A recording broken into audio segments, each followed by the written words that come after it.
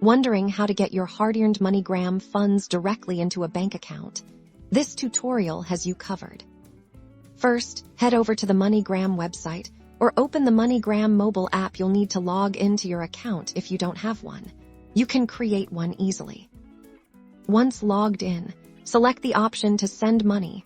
The next crucial step is choosing where you want to send the money. Look for the option that says bank account or something similar and select it.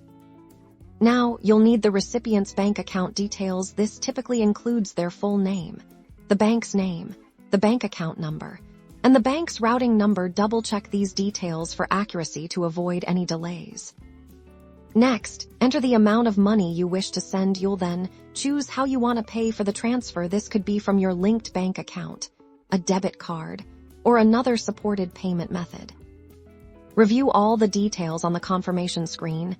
This usually includes the amount, recipient information, and the estimated processing time. Bank transfers typically take a few business days to complete, but this can vary by bank.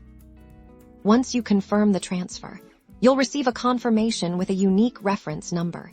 Keep this number for your records. Your funds will now be on their way to the recipient's bank account.